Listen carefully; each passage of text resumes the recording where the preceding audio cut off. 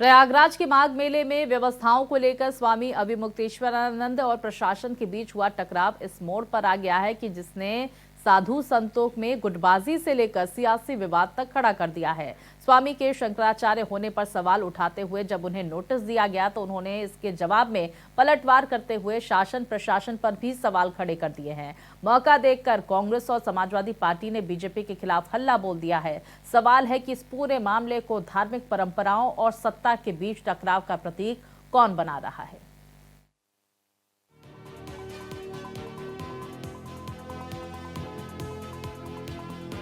प्रयागराज में माघ मेला आस्था का स्नान, जिसमें लाखों लोग डुबकी लगा रहे हैं। लेकिन इस परंपरा में 18 जनवरी को मौनी अमावस्या स्नान पर स्वामी अभिमुक्तेश्वरानंद सरस्वती की 100 भक्तों, साधुओं, शिष्यों की टोली को प्रशासन की तरफ से रोकने के बाद से बवाल मचा हुआ है, जो देखते देखते सियासी संग्राम में तब्दील हो गया है। आरोप है कि स्वामी अभिमुक्तेश्वरानंद सरस्वती के समर्थकों को पुलिस ने जमकर पीटा, जिसके बाद स्वामी अपने समर्थकों के साथ धरने पर बैठ गए थे।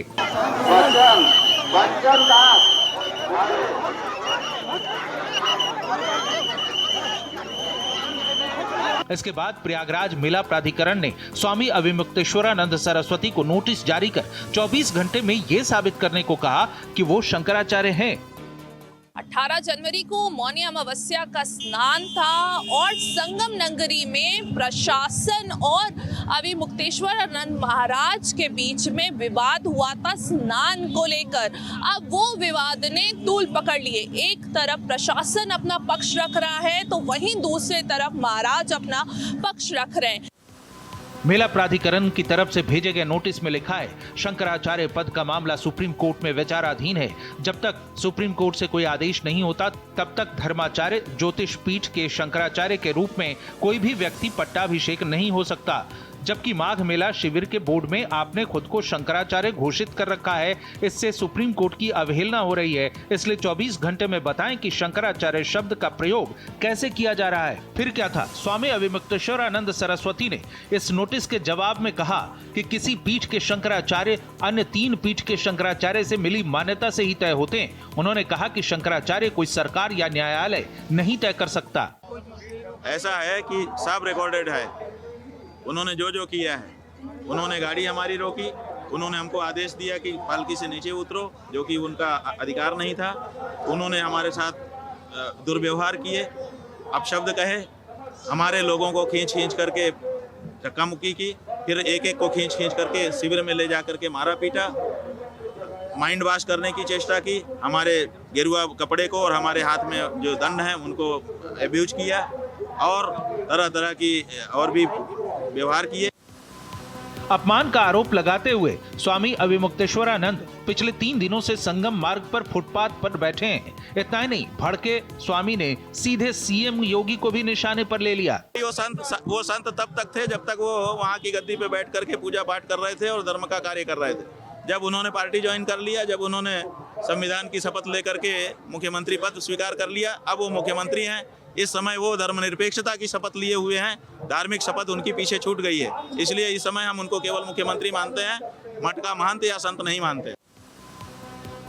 शंकराचार्य अभिमुक्तेश्वरानंद से जुड़े विवाद में सियासत तब घुसी जब उनके माघ मेला शाही स्नान रोकने और शंकराचार्य की उपाधि के इस्तेमाल पर प्रशासन के नोटिस के बाद कांग्रेस ने योगी सरकार पर संत विरोधी होने के आरोप लगाए। वहीं बीजेपी के समर्थकों ने उन्हें फर्जी बताकर पलटवार किया, जिससे ये मामला धार्मिक और प्रशासनिक टकराव से निकलकर पूरी तरह राजनीतिक अखाड़े में बदल गया है और दोनों प्रमुख दल कांग्रेस और बीजेपी के बीच आरोप प्रत्यारोप तेज हो गए। कांग्रेस और समाजवादी पार्टी ने इस मुद्दे पर योगी सरकार को घेरा है। कांग्रेस नेता पवन खेड़ा ने आरोप लगाया कि जो लोग खुद की डिग्री नहीं दिखाते वे अब शंकराचार्य से कागज मांग रहे हैं। एक परंपरा होती है, उस परंपरा के तहत एक गुरु शिष्य की अखंड परंपरा होती है, उसके तहत शंकराचार्य चुने जाते हैं। आधी रात को आप नोटिस देके पूछ रहे हैं कि आप शंकराचार्य नहीं हैं? भाई, कभी सुना आपने? और ये अपने आप को हिंदुओं का ठेकेदार मानते हैं। जब प्रधानमंत्री नतमस्तक हुए इनके सामने तब ये शंकराचार्य थे। जब तक ये गौमांस पर भारतीय जनता पार्टी पर सवाल नहीं उठाते थे तब तक ये शंकराचार्य थे। जब आधे अधूरे मंदिर की प्राण प्रतिष्ठा का विरोध नहीं करते थे तब तक ये शंकराचार्य थे। इस विवाद में समाजवादी पार्टी के मुखिया अखिलेश यादव की एंट्री तब हो गई जब अखिलेश यादव ने फोन पर शंकराचार्य से बात कर उनका समर्थन किया और सरकार पर निशाना साधा। स्वामी अभिमुक्तेश्वरानंद ने भी भावुक होकर अपनी बात सामने रखी, जिसका वीडियो भी सोशल मीडिया पर खूब वायरल हो रहा है। उन्होंने कहा कि मैं अपनी लड़ाई अभिमन्यु की तरह चक्रव्यूह में लड़ रहा हूँ। कैसे हैं आप?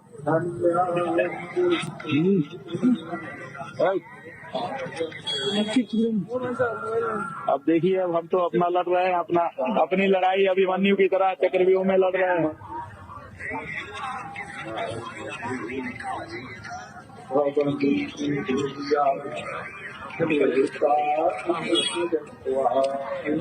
जबकि यूपी सरकार के मंत्री भी कहते हैं कि सरकार सबके लिए पूरी व्यवस्था में लगी है, साथ ही व्यवस्थाएं सुचारू चलें, इस पर हर किसी को प्रशासन का सहयोग करना चाहिए।